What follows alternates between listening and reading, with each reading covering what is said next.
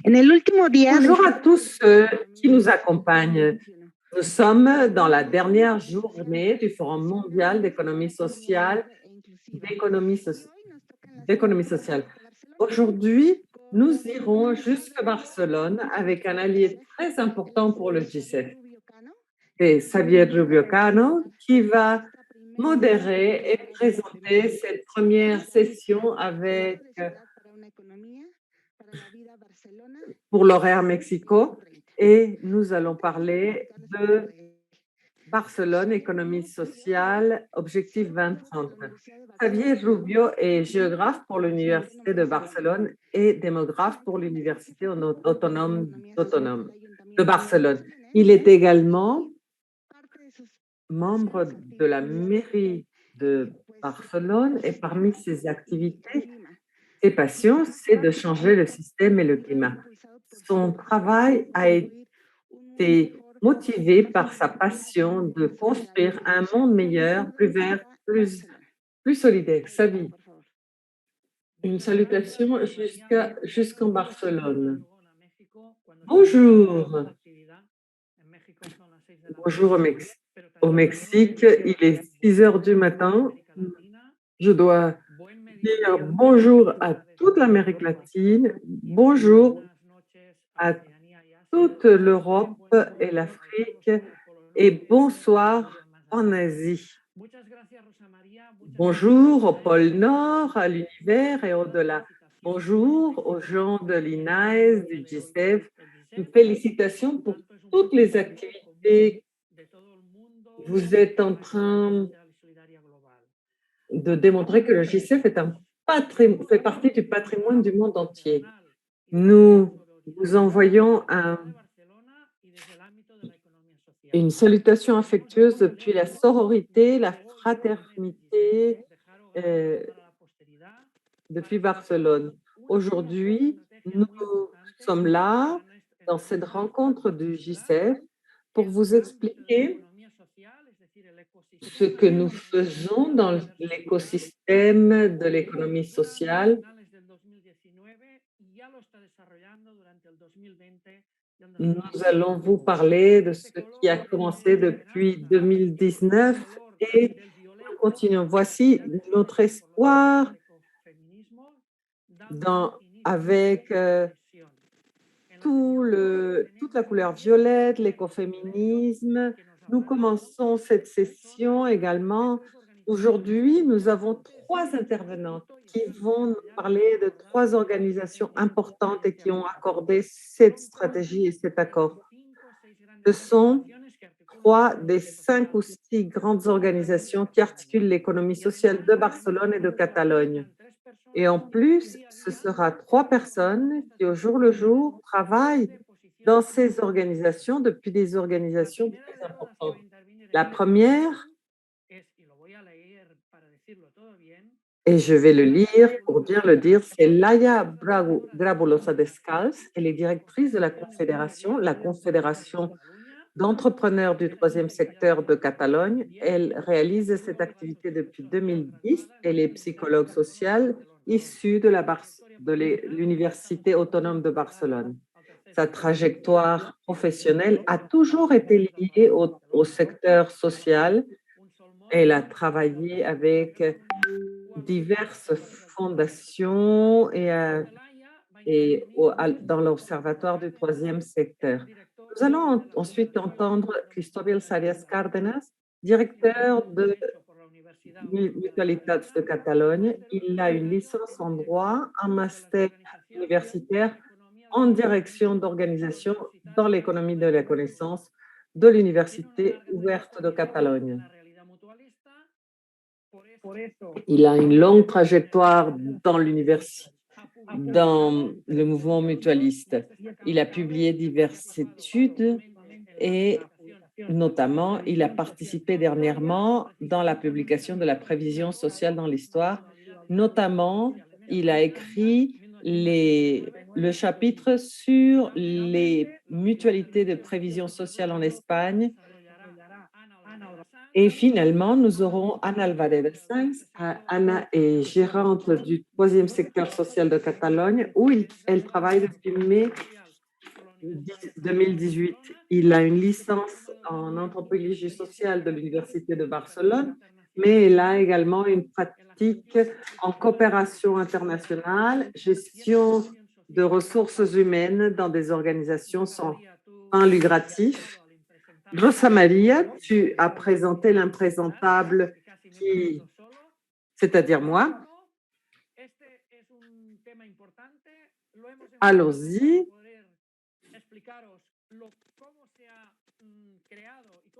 Nous voudrions vous expliquer comment s'est développée cette stratégie, cet accord économie sociale et solidaire Barcelone 2030. Mais tout d'abord, Glaya va vous parler des antécédents, d'où ça vient et les antécédents de cet accord. Donc, Glaya, quand tu voudras, tu as la parole et il est possible également qu'on échange petit à petit des opinions entre le modérateur et les intervenants. Mais déjà, là, il va poser les bases. Merci, Xavi, pour la présentation et une salutation à tous. D'où a surgi cet accord de la ville pour une économie pour la vie, cette stratégie d'économie sociale et solidaire 2030? Eh bien, cet accord, comme celui que nous avons aujourd'hui à Barcelone, ne surgit pas du néant ni de manière improvisée. Ça surgit d'un travail préalable très important avec l'implication de beaucoup de personnes. Au début, moi, j'essayais de vous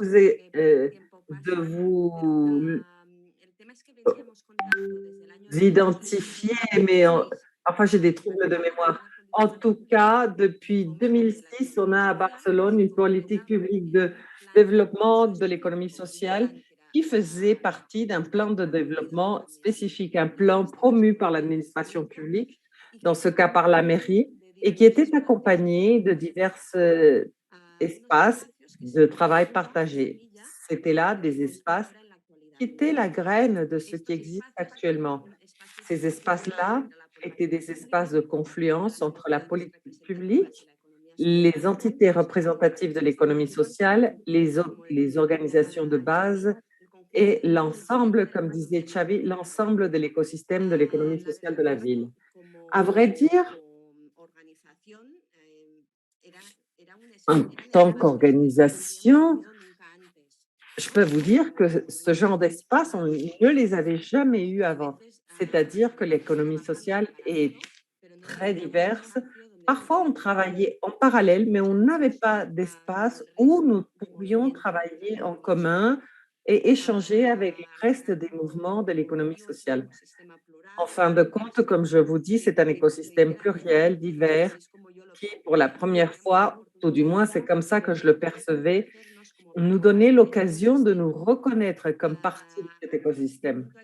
Ici, sur ce point, il faut mettre en valeur l'impulsion qu'a supposé ces premières politiques publiques municipales pour l'articulation de ce qui a été fait dans cette stratégie partagée.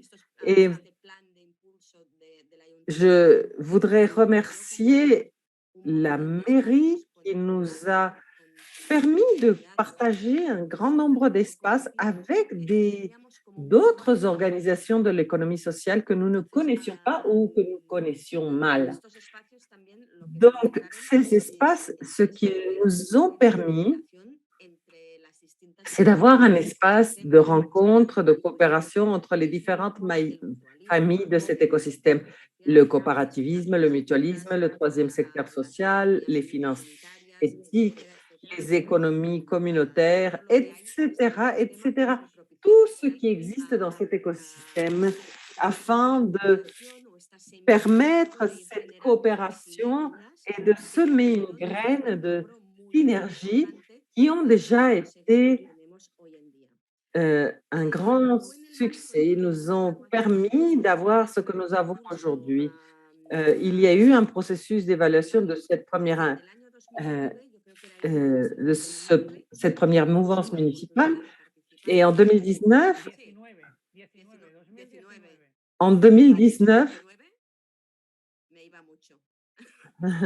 En 2019,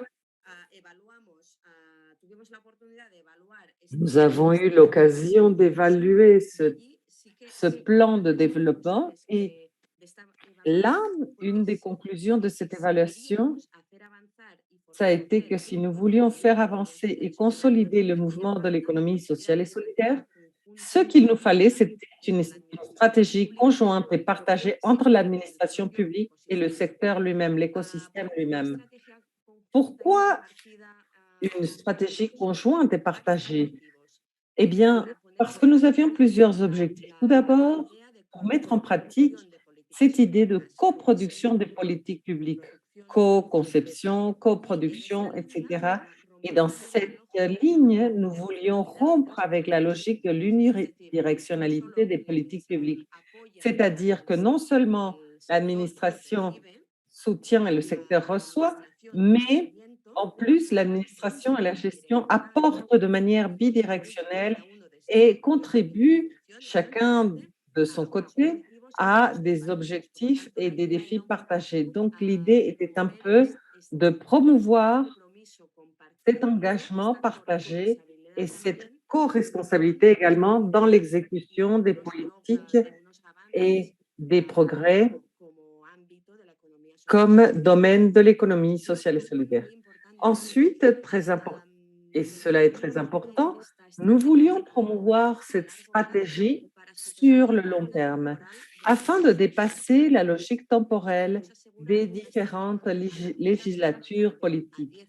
Nous voulions assurer une stratégie à long terme. Nous avons établi 10 ans, une période de 10 ans qui ne serait pas soumise aux changements politiques. Et cette vision longue de 10 ans est très importante. C'est très important de ne pas être soumis à la au nouveau parti, à la nouvelle personne qui arriverait au gouvernement, mais nous voulions avoir plutôt des objectifs sur le long terme. Et puis, par ailleurs, ce que nous voulions faire en promouvant cette stratégie partagée, c'était également de promouvoir la participation de tous les acteurs impliqués, en dépassant la logique d'équipe de gouvernement et, et nous voulions impliquer tous les groupes politiques participant au gouvernement, coproduction des politiques publiques, donc nous voulions une coproduction d'une politique publique, une contribution et un engagement de toutes les parties, dépasser la logique temporelle des législatures politiques et garantir la participation de tous, la participation de la mairie, mais également des groupes politiques avec une représentation municipale. Dans cette perspective, depuis l'année 2019, nous avons commencé à construire cette stratégie, des groupes de travail, des réunions, des journées, des rencontres nombreuses pour construire de manière conjointe et à partir des consensus cette stratégie. Et que s'est-il passé? Eh bien, tout d'un coup, en mars 2020, paf, la pandémie du Covid est arrivée. Et à ce moment-là, nous avions déjà pratiquement construit la stratégie, si je ne me trompe, mais tout s'est arrêté.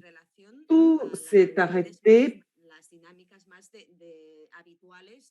disons, pour ce qui concernait les dynamiques habituelles et ordinaires de construction de la stratégie.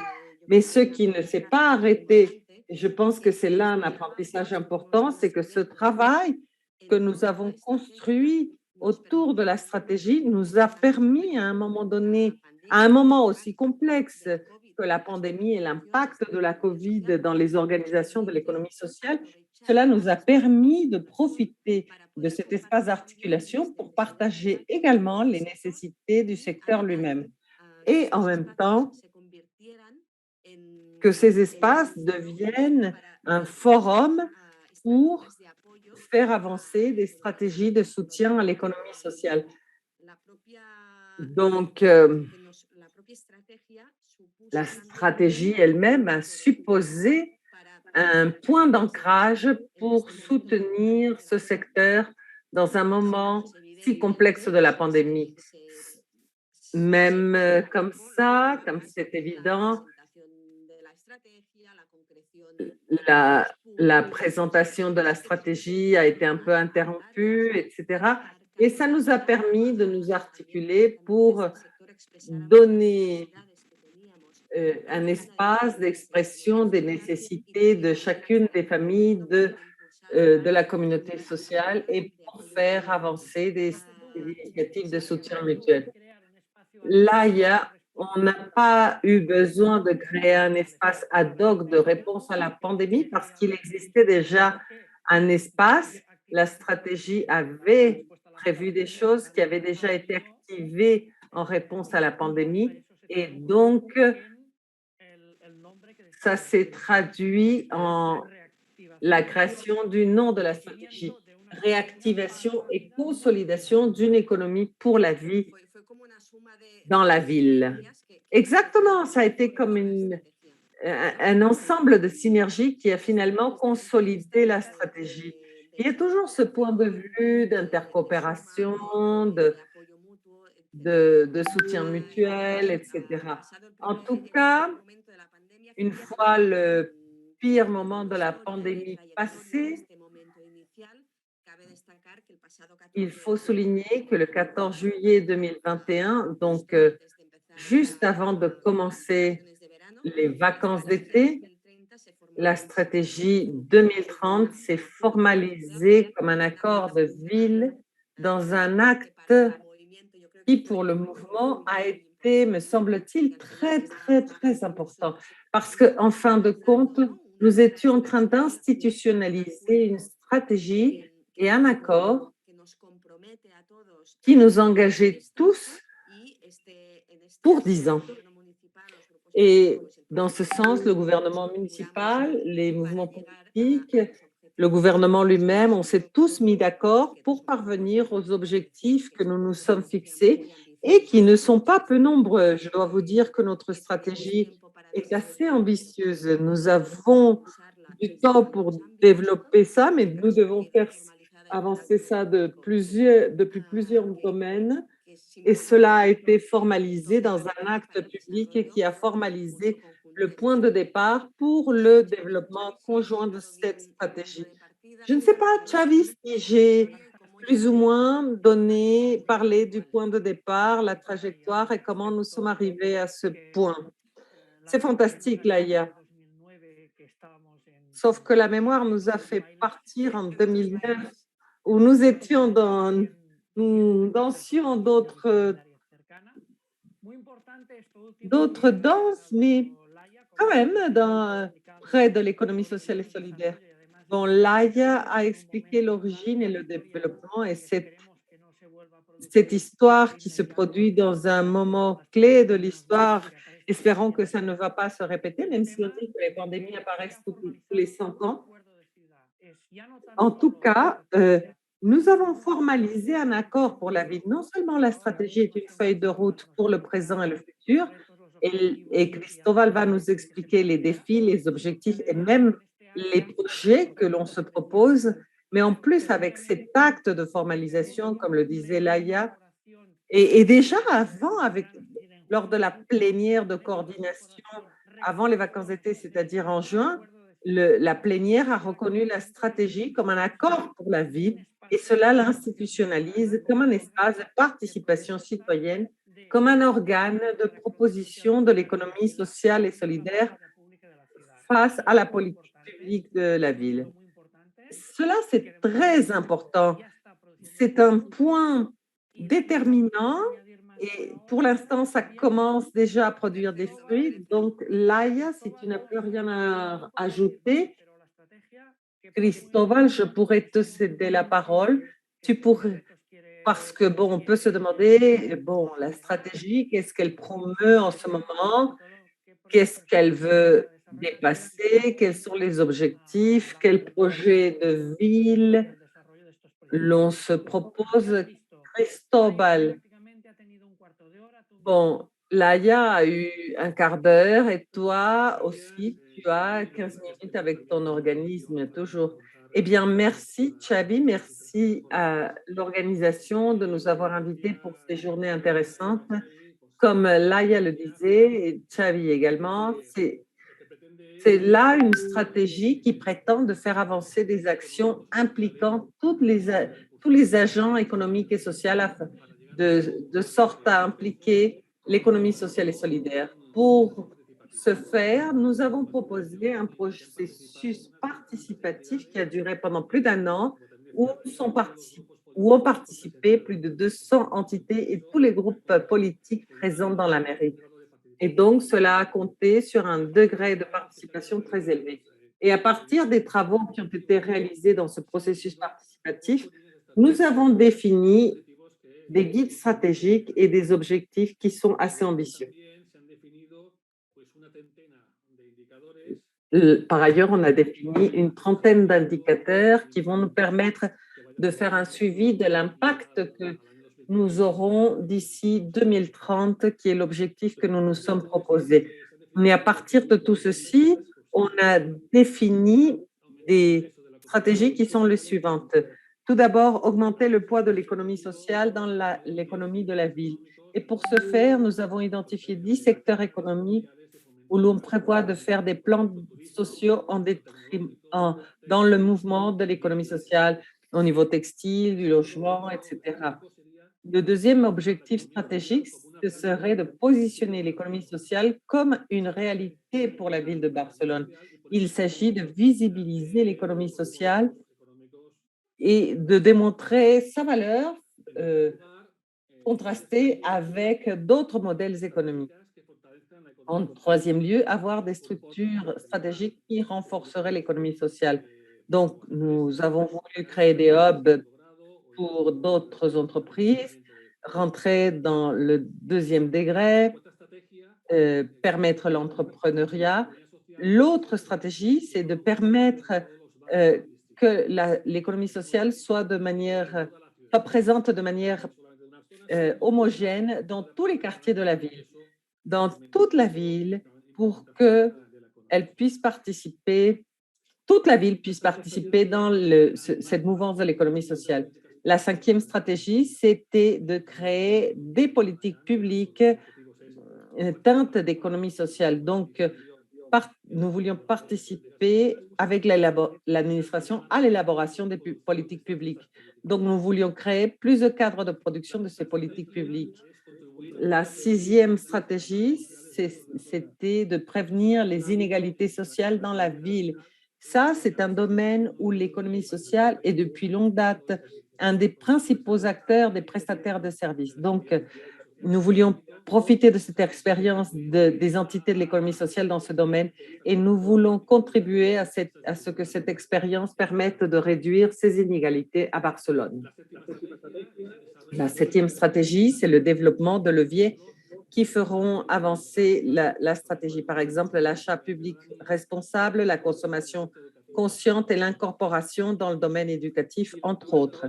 Et la huitième stratégie, c'est de travailler de manière transversale pour les défis de l'économie numérique, l'économie familiste, la transition éco-technologique et éco-énergétique. Et nous voulions également donner plus de protagonisme aux jeunes. Donc, voici les 8 stratégies que nous voulons faire avancer. Et pour ce faire, nous avons défini 10 projets. Ces 10 projets ont pour objectif de faire avancer de manière significative et coordonnée ces 8 lignes stratégiques. Et je peux vous expliquer quels sont ces 10 projets, ces 10 leviers pour construire cette impulsion significative pour l'économie sociale. Tout d'abord, faire avancer les projets d'économie sociale. 2, la création d'un fonds de coopération mixte pour faire avancer ces organisations dans la ville. En troisième lieu, développer les pépinières de coopératives sociales parce que nous avons déjà des organisations références en Catalogne. La quatrième, élargissement de la facilitation de la participation de l'économie sociale pour les achats de la ville. 5, développement des outils technologiques. 6, développement conscient des marchés sociaux parmi les citoyens. 7, un espace propre à l'économie sociale permettant de visibiliser les apports de l'économie sociale pour la société.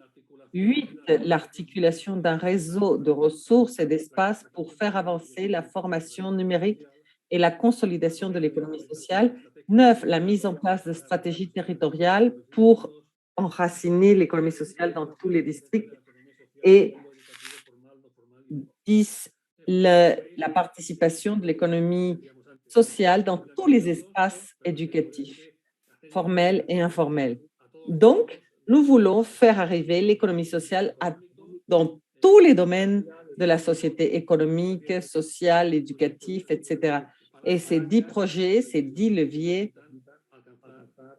vont nous permettre d'atteindre cet objectif. Et pour finir, je voulais vous dire comment s'articule du point de vue de la gouvernance tout ce que nous avons commenté. Nous avions dit qu'il y avait une partie historique depuis plusieurs années et beaucoup d'entités travaillaient déjà dans ce domaine et donc on a décidé d'articuler cette stratégie plus ou moins comme je l'explique maintenant. Donc nous avons les entités adhérées qui sont des entités de la ville de Barcelone qui adhèrent à cette stratégie.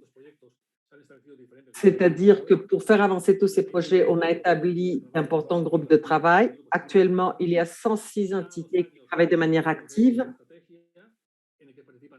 Tous les 6 ans, nous avons des congrès où participent toutes les entités adhérentes. Donc, il y a des groupes de travail, des espaces de collaboration autour des différentes lignes stratégiques et projets de la ville. Nous avons ensuite 60 entités de référence de la ville, des groupes de patrons, mais des, des intervenants devant divers qui prennent des décisions pour la stratégie. Et finalement, nous avons donc un espace de suivi qui a été assez fort. Comme vous voyez, nous avons des objectifs ambitieux et nous avons réussi à articuler cette stratégie afin d'évaluer continuellement tout ce que nous faisons. Les groupes de travail fonctionnent bien dans l'idée de voir des résultats, non pas pour 2030 uniquement, mais chaque année, pour que ces objectifs, pour qu'on avance vers ces objectifs chaque année. Bien évidemment, la pandémie n'a pas été une interruption moindre. Elle ne nous a pas complètement arrêtés, mais c'est vrai qu'elle a un peu troublé les temps que nous nous étions fixés. Cependant, malgré la pandémie, on va continuer à travailler de la manière plus forte possible en faveur de ces objectifs. Eh bien, merci Cristobal. Nous sommes très bien dans les temps. Cristobal vient de donner toute l'information stratégique et quantitative. Je ne sais pas si vous le voyez, la stratégie n'a pas un URL facile. Moi, je vous dirais hashtag ESS Barcelone 2030. Et si vous mettez stratégie d'économie sociale et solidaire 2030, vous allez parvenir à trouver ce document, les différents documents. Et si vous cherchez ça à travers Barcelone économie sociale, vous allez trouver des vidéos qui expliqueront très bien ce projet. Et avant de céder la parole à Anne, bon, Cristobal disait bien que la pandémie nous a ralenti, mais parfois, pour certains aspects, elle nous a accéléré.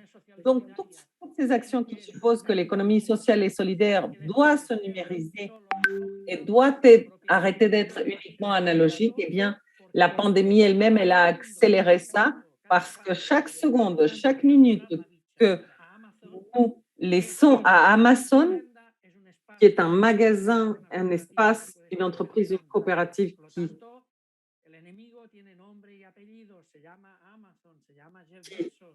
qui est là. Bon, nos ennemis ont un nom, hein? L'Amazon, ça s'appelle Amazon, Jeff Bezos. J'espère que les gens de l'INAES ne souffriront pas à cause de ça.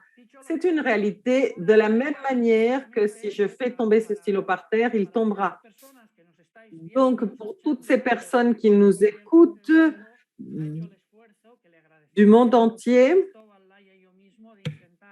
vous remercie d'avoir fait l'effort de traduire quelles idées, quels apprentissages pour tout ce qui est bon, tout ce qui est mauvais, et quels sont les acquis et les apprentissages qu'on pourra en tirer dans d'autres pays et régions du monde. Et l'occasion de tenir des échanges du haut vers le bas, parce que on aura toujours des questions posées, mais le dialogue ne sera pas possible entre toutes les parties. Mais j'espère que pour ceux qui nous suivent en direct en ce moment, que ce soit une réalité au petit matin à Mexico, le soir à Séoul, mais pour la postérité, ce sera un document qui nous servira, qui s'avérera très utile pour tant de bonnes personnes qui, tout ce qu'on fait à Barcelone depuis notre modestie, une énorme modestie d'ailleurs, qui merci pour l'organisation, merci pour nous avoir invités à ce GCF. Le fait que nous soyons ici réunis à expliquer ce que nous avons fait, à expliquer nos agissements, cela veut dire que on avance en ce moment à Barcelone et que on commence à prendre de l'essor. Bon, je me joins à ce que Laia et Cristobal ont déjà mentionné. J'espère que je ne vais pas trop répéter ce qui a déjà été dit, mais je tiens ici seulement à... Je ne vais pas donner de nouvelles idées ni de nouvelles informations, mais je veux mettre en exergue les points saillants. Les points saillants qui nous ont fait voir que ce sont des faits qui peuvent être transférés à d'autres processus que vous suivez en Amérique latine et surtout les défis à relever. Alors, vous m'excuserez pour mon jargon catalanais, mais bon, bienvenue au club, hein? Bienvenue au club. Mon jargon catalan. Alors, je crois que le tout premier acquis, la première leçon, et on a tout très bien fait et on l'a bien soigné, c'est le travail en partenariat au même niveau avec les mêmes responsabilités. Alors, nous observons de nombreux procès où l'administration publique, puisque c'est une énorme machine, a tendance à trop gaspiller et à marquer la cadence des procès participatifs ou de construction conjointe. Et dans ce procès de construction de l'économie sociale et de la stratégie, il me semble que nous avons préservé l'équilibre au même niveau de responsabilité, la mairie, entre la mairie et l'économie sociale, l'ASCA dans ce cas-là et les organisations de l'économie sociale dont on portait le procès. Alors avoir les mêmes responsabilités, ceci nous porte à créer des partenariats, pas seulement une participation, pas seulement rester une participation portée par la mairie. Pour moi, cela est très important. Alors, la cadence, elle est marquée par tous et non pas par quelques-uns. Alors, ce partenariat fera et rendra la gouvernance très complexe, comme l'expliquait Cristobal, une gouvernance assez complexe où il ne faut pas s'égarer. Mais ce que font ce partenariat, cette gouvernance, peut-être on va aller de l'avant plus lentement. Le procès sera plus lent, mais c'est un procès de construction, un procès conjoint de construction où nous allons tous prendre nos engagements en tant qu'engagement collectif et tout ce qu'on va faire va bien en deçà des organisations elles-mêmes. Et nous nous identifions avec un collectif, avec le national. On s'identifie tous et toutes. Et en plus c'est très enrichissant parce que c'est très beau. Et ce qu'on fait, c'est que on ajoute, on ne cesse d'ajouter tous ces aspects positifs avec une permanence et une pérennité. Et cela va nous aider à cette construction conjointe. Le fait qu'on avance lentement, oui, mais avec un horizon visant 2030, avec la tranquillité et l'assurance qu'on va gagner sans nous hâter, mais sans poser non plus. Et on avance. Et un autre apprentissage important, Naya et Cristobal l'ont mentionné, a été de pouvoir profiter du moment économique et social qui nous est survenu avec la pandémie. On ne s'est jamais arrêté, comme Cristobal et Laia l'ont dit, mais on a pu mettre à profit les stratégies pour pouvoir répondre aux besoins des communautés, de la citoyenneté et retourner la situation, reconstruire la société en se basant sur une économie sociale et solidaire. On a l'occasion de reconstruire le système et nous devons le faire sur la base d'un autre modèle. Nous voici avec l'économie sociale et solidaire en essayant de reconstruire avec un nouveau regard tout frais. Un autre apprentissage, une nouvelle leçon acquise, c'est que nous sommes un collectif réaliste. Nous savons que c'est compliqué, nous savons que c'est une situation complexe, nous savons que les lignes stratégiques qu'a expliqué Cristobal sont très ambitieuses, mais nous sommes tout à fait réalistes. Alors, on passe au niveau les plus solides de la réalité et tout ce qui a été fait sur le territoire soit imbué de la stratégie avec un regard stratégique et mettre à profit ce qui a déjà été fait pour porter notre regard sur le long terme en vue de partager et répliquer dans tous les quartiers, les districts et les départements et continuer à avancer. Et sur cette ligne, cela ne veut pas dire qu'on fasse des doublons, on ne fait jamais de doublons. Si vous êtes à travailler sur une idée, on va la mettre à profit, on va la cheminer, et pas seulement entre les entités, mais dans la mairie elle-même, c'est-à-dire la municipalité a des idées qui se développent dans d'autres domaines, on va les mettre à profit et on achemine les efforts. Ceci est également très important. Il me semble que nous faisons le constat de deux procès très importants qui sont essentiels. La générosité d'un côté, le consensus et la confiance. Ces trois idées sur lesquelles nous avons travaillé avec toutes les organisations sont essentielles. Quand on entame un procès de construction conjointe si complexe comme celui-ci, on ne peut pas travailler en pensant à soi tout le temps ou qu'est-ce que je vais obtenir pour moi ou pour mes partenaires. Non, ici, on va construire de façon collective et nous devons agir en toute générosité, en faisant confiance aux autres organisations, aux administrations et en cherchant cet esprit de consensus. Et comme je l'ai déjà dit, un autre élément essentiel, un exemple qui pourrait être transféré dans vos procès, toutes les lignes stratégiques expliquées par Cristobal, on pourra les centrer sur un travail très concret. Nous organisons des groupes de travail très spécifiques, ce pourrait être le marché social, les achats publics responsables, les finances éthiques, etc. Alors, tous ces différents domaines seront organisés suivant les différents regards sur ces domaines et à partir de ces expériences bien tangibles, nous pouvons construire de manière innovante en améliorant ce qu'on était déjà en train de faire. Et alors, nous avons ici un transfert des connaissances, des savoirs et une autonomisation collective. Pour moi, c'est essentiel. C'est une des grandes valeurs de ce procès. Et à la fin, nous ferons le constat d'une autonomisation collective assez importante. Quels sont les défis à relever pour en finir? Quels sont les défis à relever à Barcelone Je suis certaine que si vous amorcez un procès tel que celui-ci, vous allez les trouver, ces défis.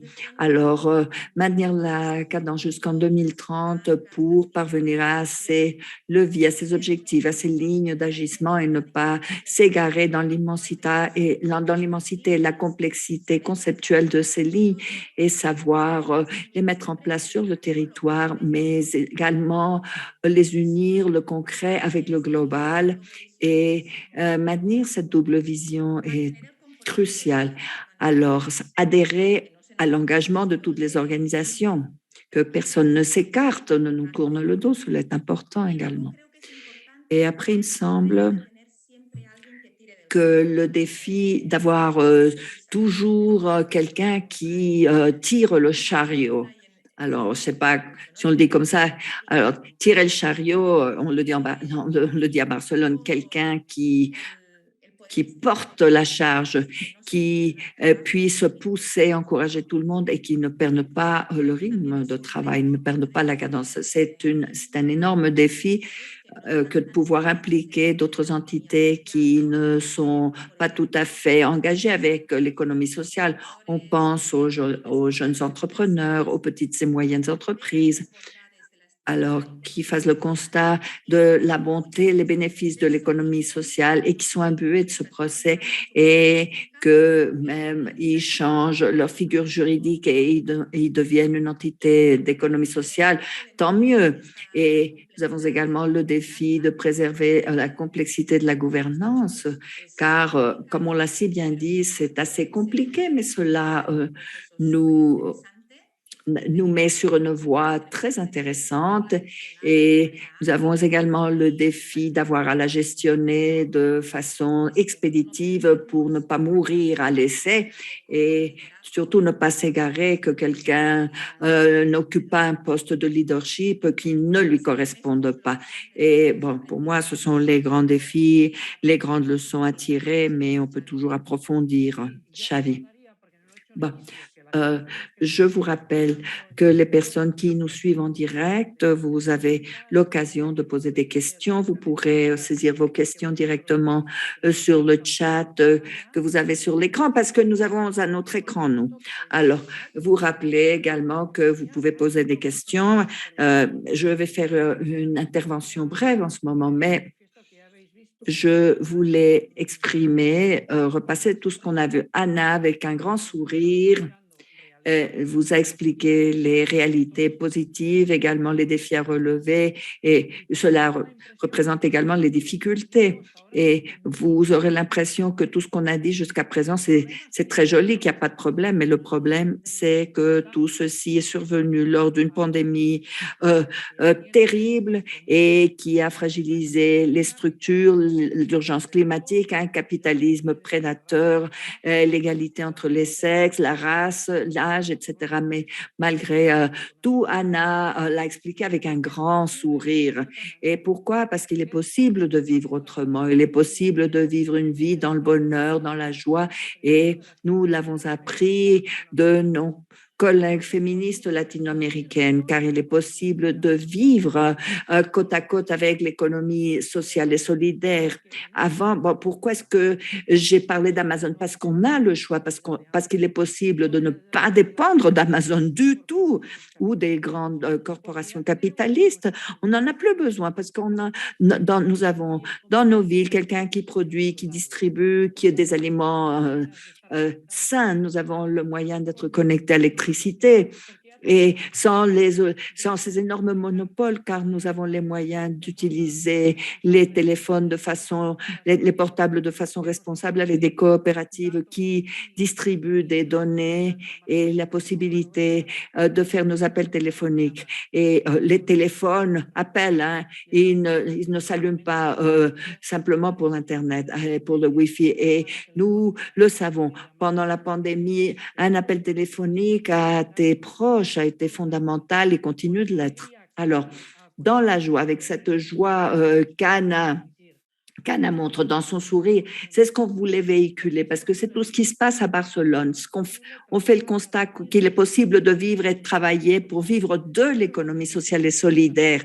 Et c'est l'idée de la stratégie, comme Cristóbal l'a si bien dit dans sa première ligne stratégique, c'est-à-dire que l'économie sociale et solidaire devienne de plus en plus hégémonique et qu'elle exerce un poids de plus en plus important. Et j'ajoute que tout cela peut être soutenu et maintenu car l'économie sociale et solidaire de Barcelone et de Catalogne a des entités représentatives qui aujourd'hui sont, bon, nous en avons visibilité trois, la Confédération du troisième secteur, le secteur social, la Fédération des mutualités de Catalogne, mais également nous avons tout l'ensemble des coopératives, c'est-à-dire toutes les familles, les coopératives agraires, le logement, l'éducation, travail associé, les consommateurs, c'est-à-dire toutes ces coopératives et le réseau d'économie solidaire de Catalogne, la Xarxa de Catalogne.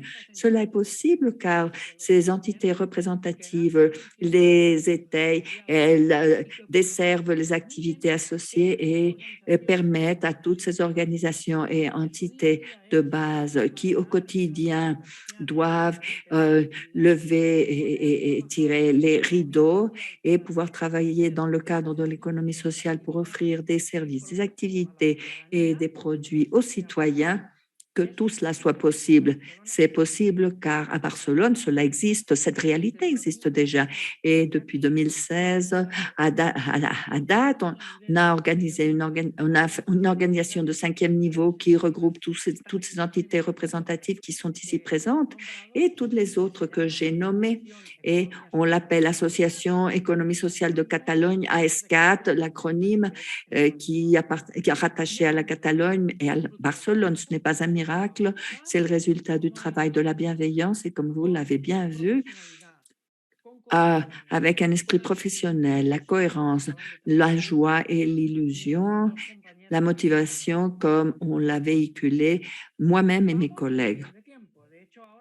Alors, on va très bien avec l'horaire et je n'ai pas encore reçu de questions, mais peut-être vous n'avez pas encore saisi vos questions, peut-être vous n'en avez pas encore et il faut alors rompre la glace, peut-être. C'est moi qui vais poser une question. C'est moi qui vais poser une question à chacun de nos invités, à chacun de nos intervenants. À Laïa, Cristóbal, à Anna. Alors, je pose une question à Anna et je change un peu le sens des choses.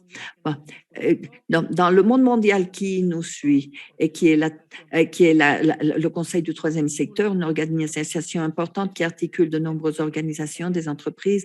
Alors, j'aimerais que tu puisses bien le repérer et nous expliquer également,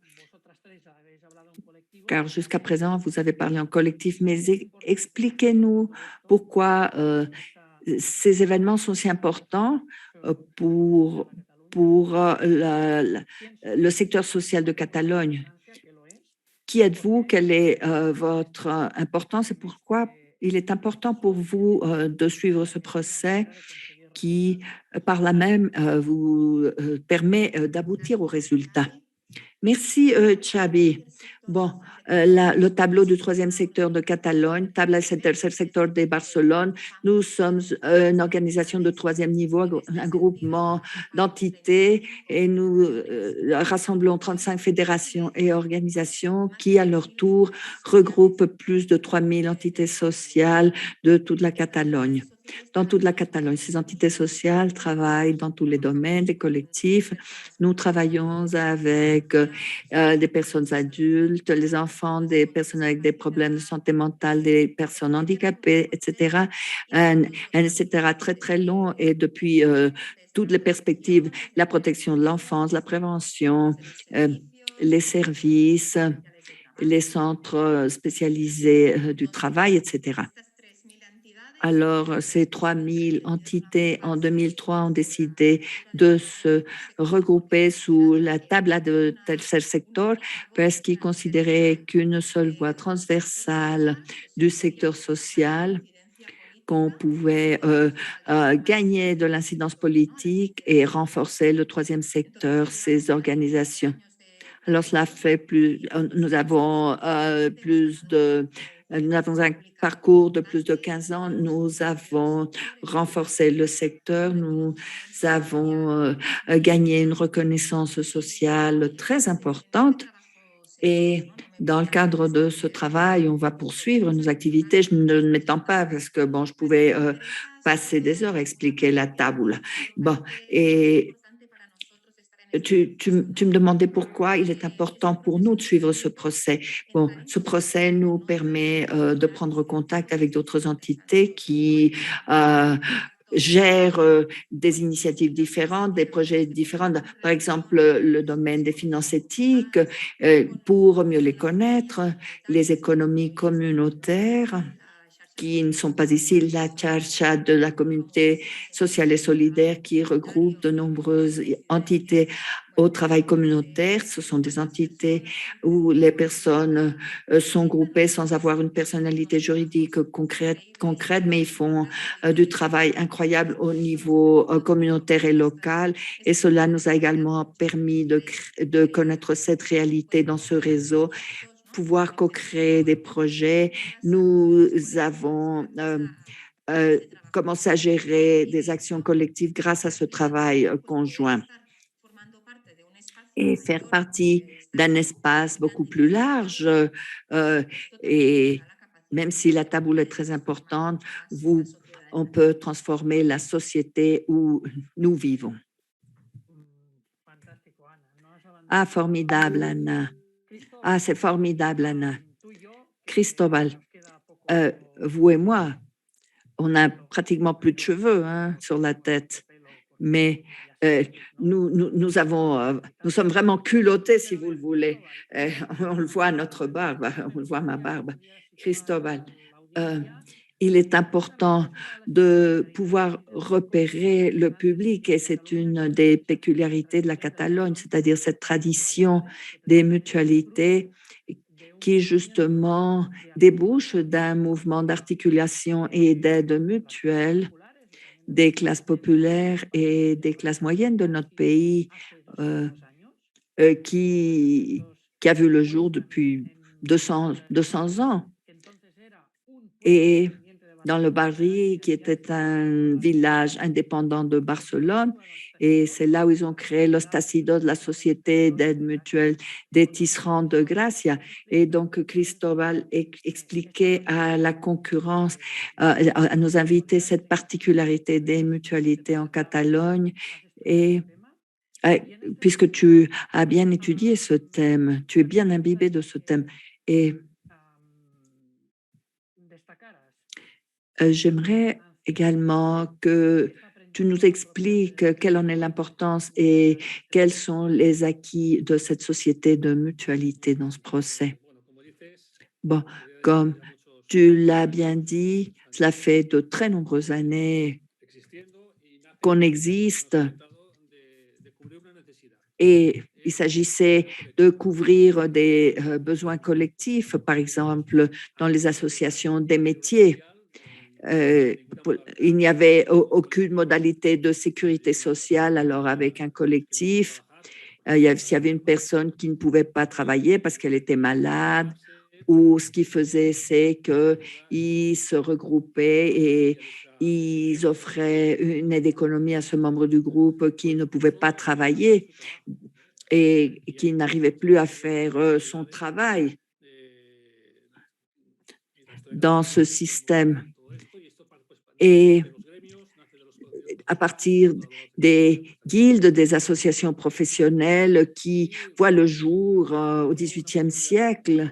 Et une mutualité, c'est un système d'assurance non lucratif avec des membres qui sont également les propriétaires de cette mutualité tout à fait démocratique gérée par les propres mutualistes.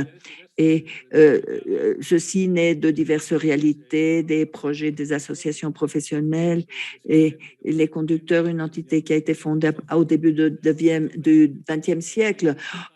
À l'époque, les chauffeurs, comme on les appelait, ou les chauffeurs qui ne pouvaient pas travailler, alors ils réunissaient de l'argent pour lui porter soutien. Alors, c'est un des premiers exemples d'économie collaborative, mais dans le bon sens de l'expression, parce qu'on l'a déjà utilisé dans des domaines beaucoup moins nobles. Bon, c'est un peu comme Alice au pays des merveilles. Si le mutualisme est une expérience qui, en Catalogne, a une énorme tradition, comme dans le reste de l'Espagne et sur le continent américain. Nous sommes toujours en contact avec les mutualités, les mutuelles dans de nombreux pays d'Amérique latine et également des pays d'Europe et même parfois ailleurs, oui, avec des réalités différentes, car les mutualités en Espagne ne sont pas les mêmes que les mutuelles dans d'autres régions du monde, mais cela reste une réalité généralisée. La Catalogne a une tradition très spécifique, mais on retrouve également les mutualitats dans d'autres zones du monde. Et j'ai cherché pour la session d'aujourd'hui, j'ai fait mes recherches au Mexique, par exemple, et ce n'est pas une grande tradition, mais il en existe. Et ce sont les seules entités de l'économie sociale vouées aux assurances, car finalement, ces activités de nous aider de manière réciproque, la législation nous oblige maintenant à avoir cette condition, cette figure d'entité d'assurance. Il n'y a pas d'actionnaire, ce sont les personnes, les mutualistes qui gèrent la mutualité et en sont les propriétaires. Donc, c'est une réalité différente dans le cadre de l'économie sociale et qui a des points communs avec les coopératives, par exemple. Et nous voulons que ce projet puisse nous aider, comme le disait avant Anna, qui nous aide à mieux nous connaître, car oui, il est vrai que dans le cadre des mutualités, nous connaissons bien nous-mêmes, mais il y a d'autres réalités de l'économie sociale, il y a d'autres projets tels la stratégie qui va nous aider à mieux nous connaître et à pouvoir collaborer dans les différents secteurs au quotidien. Et si vous avez besoin d'un service externe, recherchez une entreprise de l'économie sociale au lieu de la chercher en dehors. Et bon, si quelqu'un de l'économie sociale tient à obtenir une assurance, et vous allez chercher dans les mutualités et pas ailleurs. Merci, Cristobal. Alors, pour notre public, je vais dévoiler un secret. Cristobal a un passé, il travaillait, il était animateur dans la radio et il est également musicien. Alors, comme dit le boléro. Alors, la présence nous rend affectueux et la distance nous fait oublier, c'est-à-dire, oui, s'il en est ainsi, dans la pandémie, le fait de travailler ensemble, de pouvoir nous frôler, bon, cela tient de l'affection, mais si on est mais si on est éloigné et on ne se voit plus, on s'oublie. Alors, Laïa va nous expliquer qu'est-ce que la confédération du troisième secteur. Alors, ceci est intéressant et que Laïa puisse nous présenter les nuances et qu'est-ce que cette stratégie présuppose. J'ai deux questions pour Prenganillo que je vais garder pour moi et après, vous allez me répondre.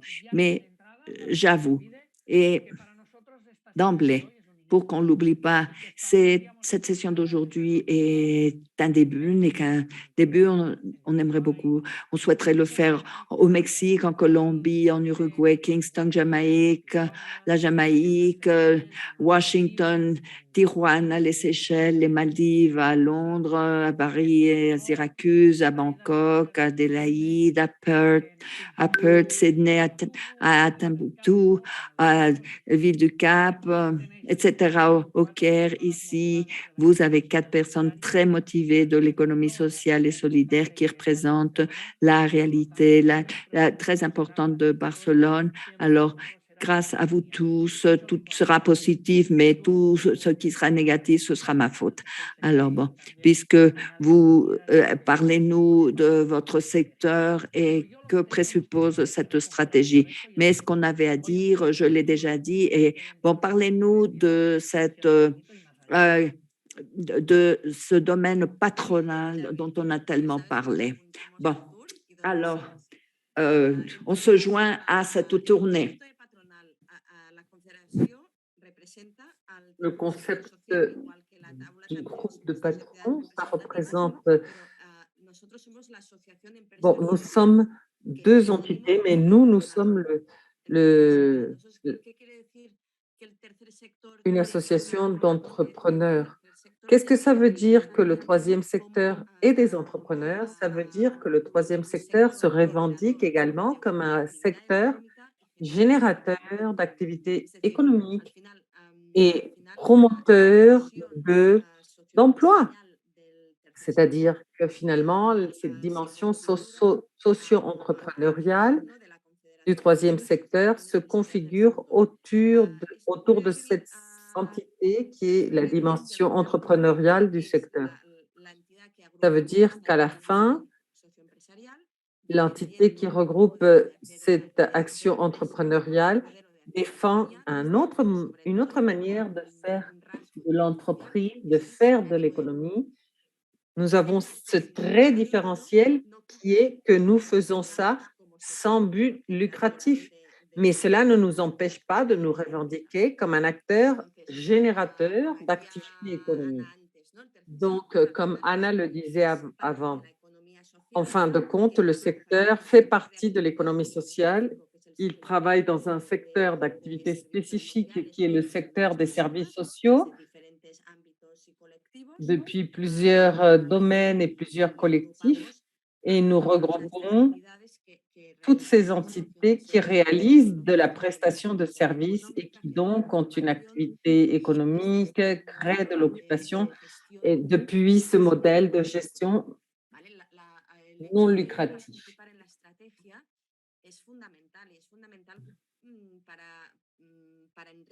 Cela est fondamental, mais ouvrir notre esprit, partager avec d'autres personnes qui croient également qu'il est possible de comprendre l'économie d'une autre manière, qu'il est possible de comprendre l'entreprise autrement, d'avoir d'autres modèles de gestion. C'est très important. Nous partageons avec d'autres qui, normalement, n'avaient pas cet espace de rencontre. Donc, nous nous reconnaissons les uns les autres. Nous savons que nous faisons tous partie de l'économie sociale. Et cela est fondamental pour développer le marché social. C'est-à-dire, si nous ne nous aidons pas nous-mêmes pour créer une activité économique dans l'écosystème de l'économie sociale, eh bien, il y a là un problème. Je pense que ces espaces de stratégie partagée sont un très bon point de départ pour commencer à développer le marché social. Comme je le disais avant, si je dois avoir une assurance, je vais chercher ce qu'il y a dans l'écosystème de l'économie sociale dans ce domaine.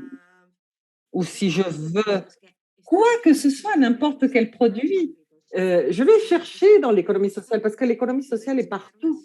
Et de ce point de vue, nous pouvons créer des synergies énormes. On peut multiplier infiniment notre impact.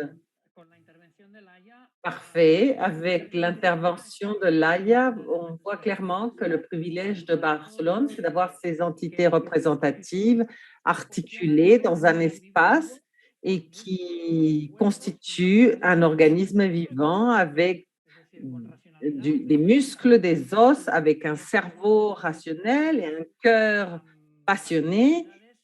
Et ça, c'est une des grandes particularités de Barcelone. C'est pour ça que nous sommes ici, avec cette volonté pour partager depuis la sororité et la fraternité. Je vous avais dit que j'avais 2 questions. Barcelone est la grande ville qui est le leader de Catalogne, mais également c'est important de se demander, par exemple, bon, vous êtes à Barcelone et en même temps, vous êtes des organisations qui représentent toute la Catalogne. Est-ce que vous pouvez parler de ça? Bon, votre tête est énorme parce que l'Espagne est énorme, mais et donc vous pouvez apporter les apprentissages que vous avez faits dans le reste du territoire. Est-ce que quelqu'un veut répondre à cette question? Qu'est-ce que vous apporteriez? Eh bien, dans le cas des autorités, nous sommes la Fédération de mutuelles de Catalogne. Aujourd'hui, cette année, nous célébrons 125 années. Cristobal, tu viens me donner l'argument pour chanter la chanson typique des Mexicains pour les anniversaires. Vous ne le savez peut-être pas dans le reste du monde, mais ça, c'est la chanson pour les anniversaires au Mexique. Donc, félicitations, joyeux anniversaire. Oui, cette année, nous fêtons nos 125 années. Et donc, nous nous sommes étendus après à toute Barcelone, ensuite à toute la Catalogne et actuellement, nous faisons partie de la Confédération espagnole des mutuelles, qui est l'organisme qui, pour toute l'Espagne, englobe le mutualisme.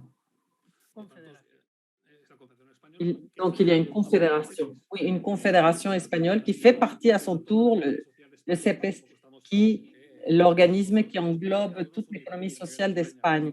Donc, nous sommes présents à tous les niveaux, au niveau espagnol, ensuite au niveau des fédérations, dont la catalane, et ensuite nous participons au CEPES qui représente l'économie sociale au niveau de l'État, et ensuite nous sommes dans les coopératives, etc. Donc la confédération, ça veut dire des relations d'égal à égal.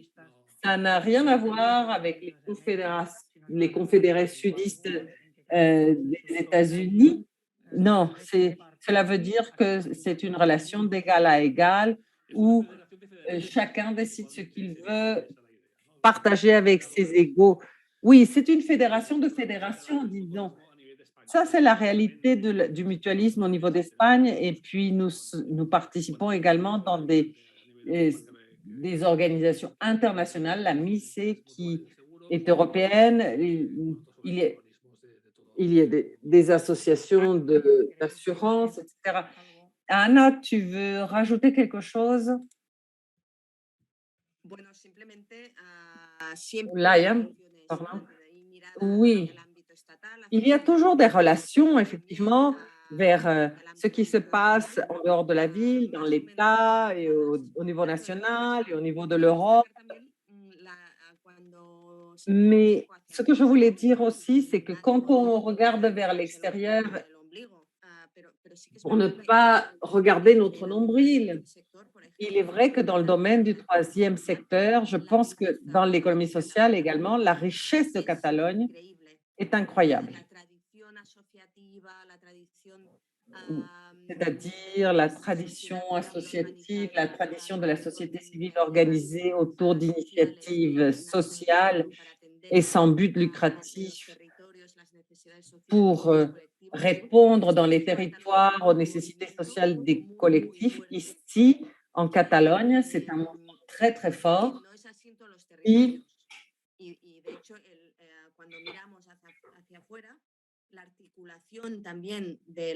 bon, qui et je pense que ce n'est pas forcément comme ça toujours dans tous les territoires.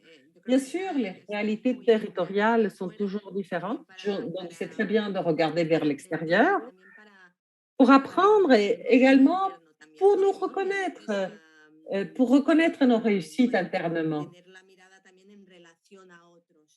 Et c'est bien d'avoir un regard de ce que nous sommes par rapport à d'autres, de se dire, nous avons quand même quelques succès dans les territoires, par exemple, succès pour les articulations.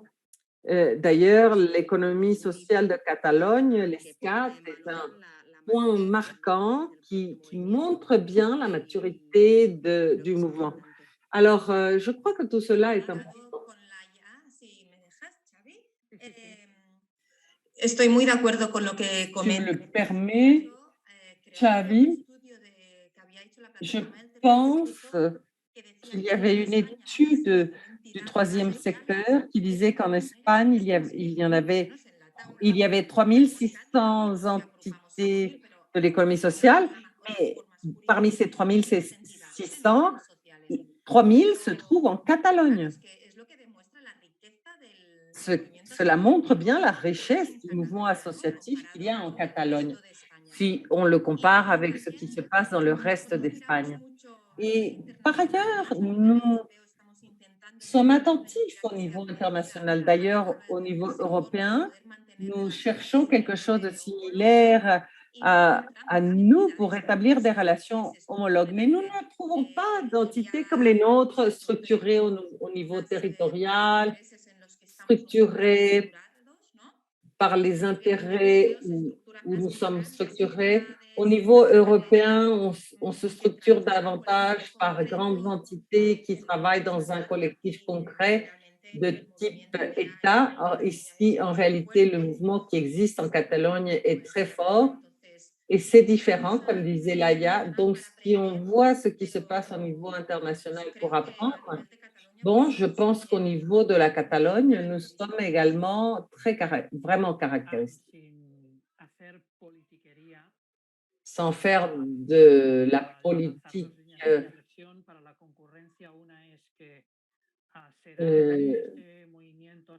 bête, je vais quand même lancer une question. Est-ce que ce mouvement si important qui se produit dans l'économie sociale et solidaire, est-ce que cela se produit parce que la Catalogne n'a pas d'État qui lui soit propre? Est-ce que cela se produit parce que l'État espagnol est un État défaillant par rapport, par exemple, à l'État français? Est-ce que la politique publique doit se faire depuis les citoyens et pas forcément depuis les institutions? Parce que, mesdames et messieurs, chers amis, l'économie sociale et solidaire fait de la politique publique, mais à partir des coopératives, du communautaire, depuis l'associatif, et alors que les institutions, les États, les gouvernements ne font parfois pas de la politique publique. Ils font de la politique privée et privatisatrice.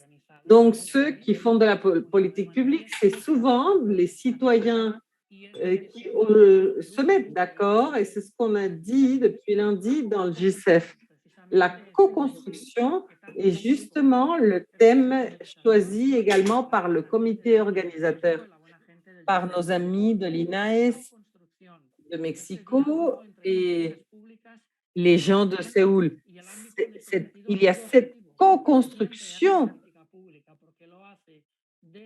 Nous faisons toujours de la politique publique puisque nous fonctionnons pour les personnes et pour le monde.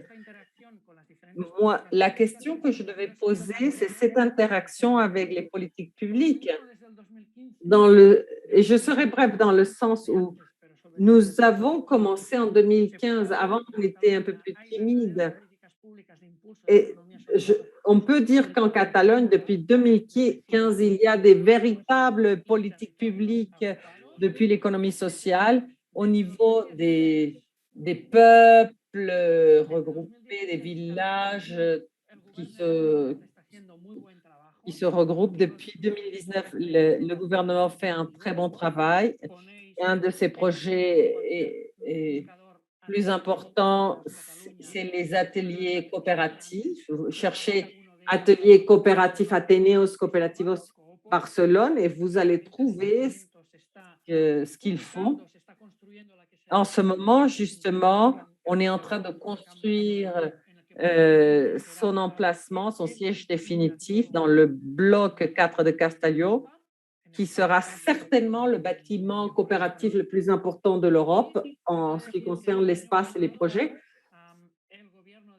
Et on peut dire que depuis l'année dernière, le gouvernement d'Espagne commence à prendre au sérieux les schémas de l'économie sociale et solidaire. On apprend petit à petit, mais en même temps, on reproduit, par exemple, ce que font les zapatistes depuis le 1er janvier 1994.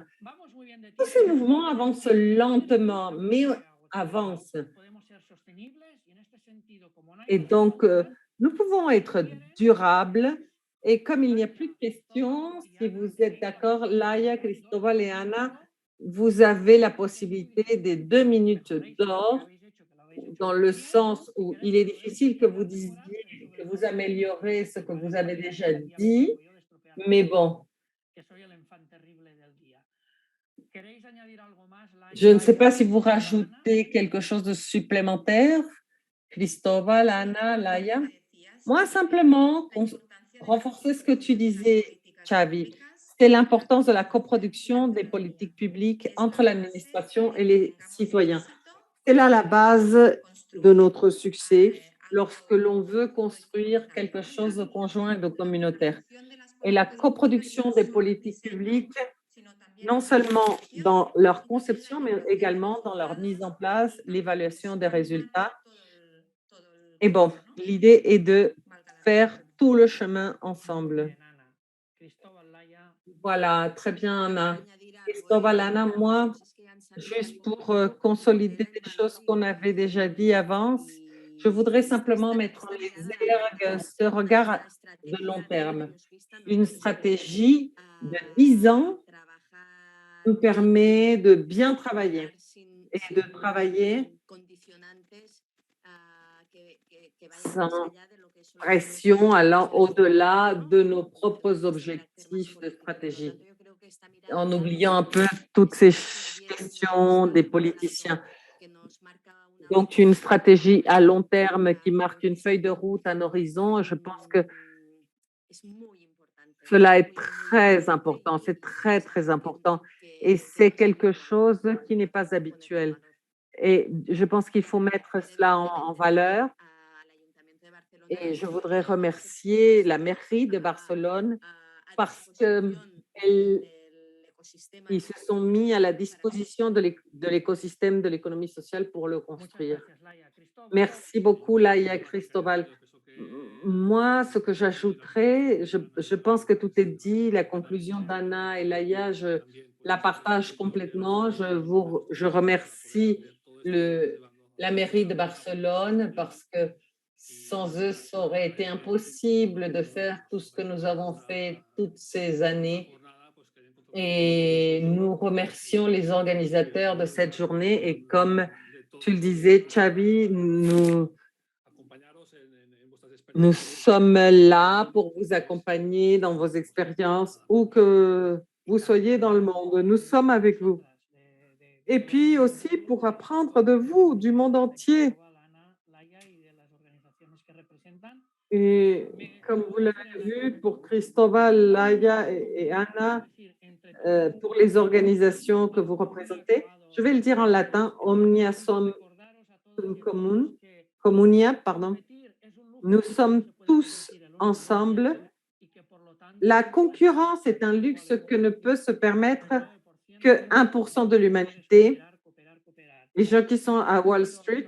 Mais pour 99% de l'humanité, ce que nous devons faire, c'est coopérer, coopérer, coopérer. Vive le Mexique, vive l'Amérique latine, vive le monde. Merci aux interprètes en français, en anglais et en espagnol. Merci d'avoir supporté nos expressions catalanes en espagnol. Ce sont des langues sœurs. J'avais déjà parlé de sororité et longue vie à l'économie sociale et solidaire et vive la joie de la vie. Barcelone est une ville du monde. Nous sommes à votre disposition virtuelle et physiquement. Longue vie au JCEF. Vive Zapata, mais quel dommage qu'il soit si loin. Merci beaucoup, Xavi.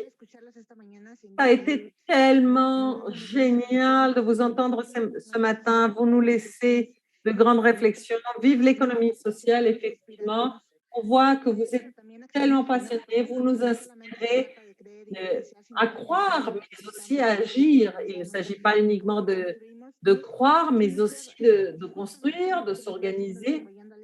Et comme vous le faites en développant des alliances avec un objectif commun. Donc, une salutation jusqu'à Barcelone. Merci d'être ici. Et pour ceux qui sont avec nous, continuez avec nous. Aujourd'hui, c'est la dernière journée. Et donc, n'oubliez pas de nous visiter à jcef2021.org. On se voit dans 10 minutes. Au revoir.